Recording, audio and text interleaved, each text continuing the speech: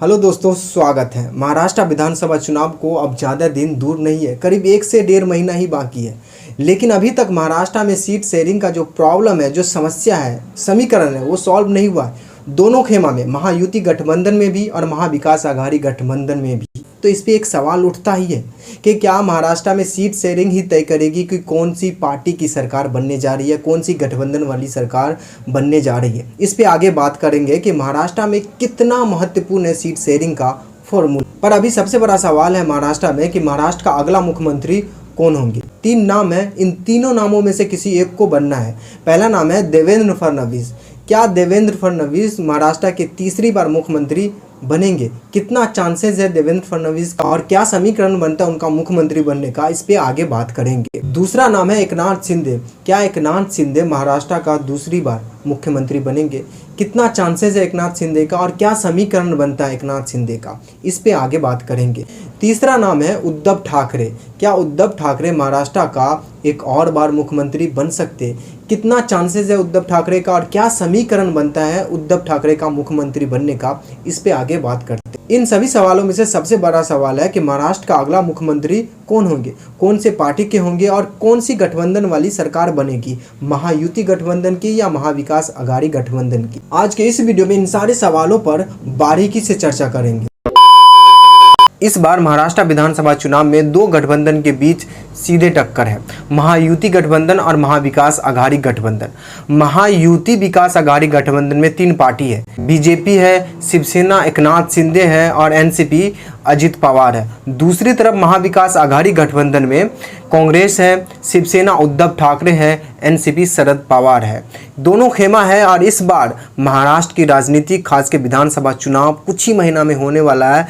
इसमें दोनों के बीच सीधा सीधा टक्कर देखी जा सकती है। और दोस्तों, महाराष्ट्र में अभी तक सीट शेयरिंग का कोई मसला सॉल्व नहीं हुआ है। दोनों पक्ष अपने अपने सीटों पर दावा कर रहे हैं कि हम इतना जीत रहे हैं, हम इतना जीत रहे हैं। कौन कितना जीत रहा है ये तो चुनाव के वक्त ही पता चला। अब सबसे बड़ा सवाल है कि महाराष्ट्र का अगला मुख्यमंत्री कौन होगा।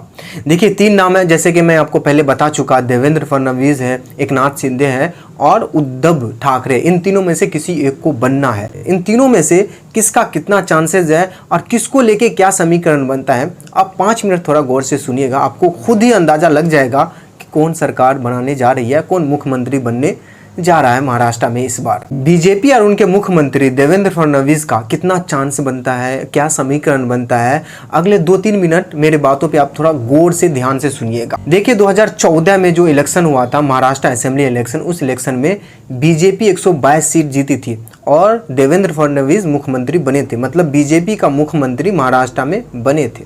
फिर 2019 में ये सीट घट के 105 हो जाता है।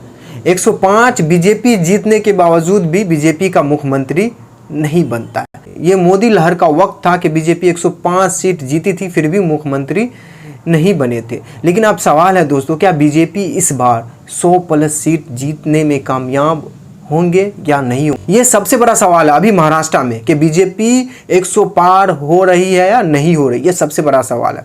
देखिए, इस बार बीजेपी 100 पार पहुंच जाए ये संभव नहीं है। कोई एंगल से, कहीं से कोई संभव दिख ही नहीं रहा कि बीजेपी इस बार महाराष्ट्र में 100 से प्लस सीट जीत सकती है।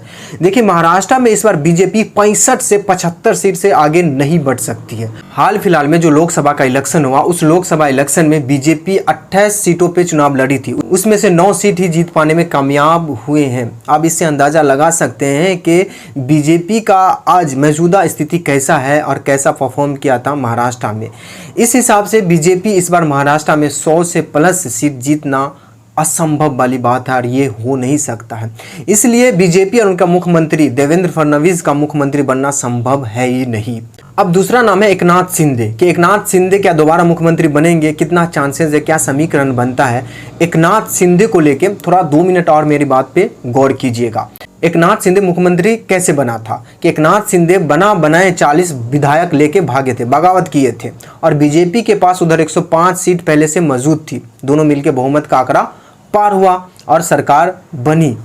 लेकिन क्या इस बार जो एकनाथ शिंदे की पार्टी शिवसेना है इतना सीट जीत पाने में कामयाब होंगे?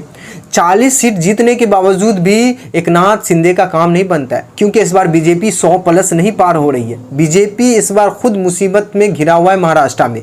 ऐसे में एकनाथ शिंदे की पार्टी को, शिवसेना को कम से कम 50 से 60 सीट जीतना ही पड़ेगा सरकार बनाने के लिए, वरना कोई रास्ता ही नहीं दिखता है। उनका जो सहयोगी दल है एनसीपी, अजित पवार से अब ज़्यादा उम्मीद नहीं लगा सकते। मात्र 10 सीट ज़्यादा से ज़्यादा उम्मीद लगा सकते, इससे ज़्यादा नहीं। और एकनाथ शिंदे शिवसेना की पार्टी 50, 40, 60 जीत जाए महाराष्ट्र में, ये कभी हो नहीं सकता, ये असंभव वाली बात है। देखिए, जो शिवसेना का मार्केट है महाराष्ट्र में वो 55 से 60 सीट का है। दोनों शिवसेना मिला की बात कर रहा हूँ, यानी शिवसेना एकनाथ और शिवसेना उद्धव दोनों मिला के 60 सीट ही है शिवसेना का महाराष्ट्र में। अब इन 60 सीटों में से 2 भाग हो गया है, थोड़ा नीचा ऊपर हो सकते हैं, जैसे कि हाल फिलहाल चुनाव में, लोकसभा चुनाव में हमें देखने को मिला है। एक शिवसेना को 7 सीट मिली है, दूसरे शिवसेना को 9 सीट मिली है, तो अब थोड़ा ऊपर नीचे ही है। 60 सीट है महाराष्ट्र में, तो मान लीजिए कि 35 सीट मतलब शिवसेना उद्धव की गुट जीतेगी, 20 से 25 सीट एकनाथ शिंदे की शिवसेना जीतेगी, इससे ज़्यादा नहीं है। और इतना सीट जीतने के बाद भी एकनाथ शिंदे का काम नहीं बनता है, यानी महायुति गठबंधन का काम नहीं बनता है।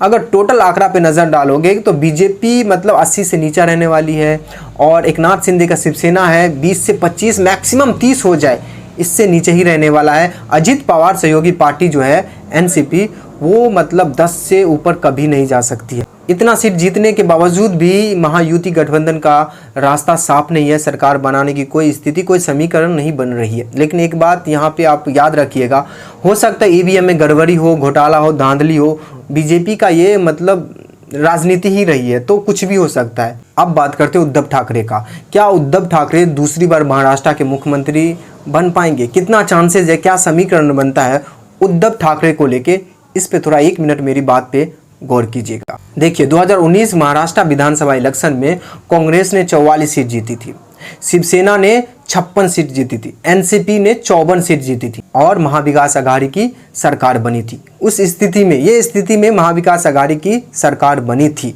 उस टाइम में कांग्रेस का बुरा हाल था, मोदी का लहर था, इसके बावजूद भी कांग्रेस ने 44 सीट जीती थी। लेकिन अभी कांग्रेस का अच्छा दौर है, हर जगह चुनाव जीत रहे हैं, सीटें जीत रहे हैं। इसका जीता जागता सबूत इस बार का लोकसभा का इलेक्शन है कि कैसे मतलब 17 सीटों में से 13 सीट महाराष्ट्र में कांग्रेस जीती है। तो इस पर ज़्यादा भार होगा वो कांग्रेस पे ही रहने वाला है महाराष्ट्र में। मान लीजिए शिवसेना का 60 सीट है, उसमें से 25 सीट एकनाथ शिंदे के गुट में चला जाए, फिर भी 35 बचता है शिवसेना उद्धव के पास।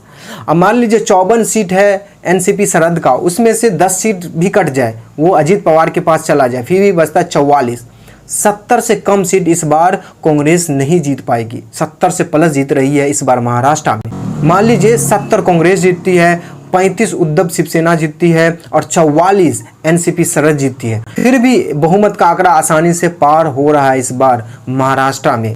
इसलिए इस बार महाविकास अघाड़ी की गठबंधन वाली सरकार बनने की चांस काफ़ी ज़्यादा है महाराष्ट्र में। अब राहुल गांधी जिस तरह से अपने हाथों में सब कुछ लिए हैं, जिस तरह से वो कैंपेन करते हैं यानी भाषण देते हैं, लोग को अब यकीन हो रहा है कि लोग अब यकीन करते हैं राहुल गांधी पर। अभी जो सर्वे भी आया है, उस सर्वे में भी महाविकास अघाड़ी की गठबंधन को बहुमत का आंकड़ा पार दिखाया है। जो ये तीनों नाम था, देवेंद्र फडणवीस, एकनाथ शिंदे, उद्धव ठाकरे, इनमें से उद्धव ठाकरे की सरकार मतलब उद्धव को मुख्यमंत्री बनने का चांस काफ़ी ज़्यादा है।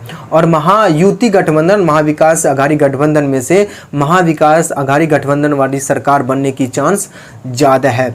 अभी तक महाराष्ट्र की राजनीति की जो सूरत हाल है दोस्तों, इन सभी में से आपको क्या लगता है कि कौन मुख्यमंत्री बनना चाहिए, किसको बनना चाहिए? आप भी अपनी राय इस वीडियो के कमेंट में दे सकते हैं।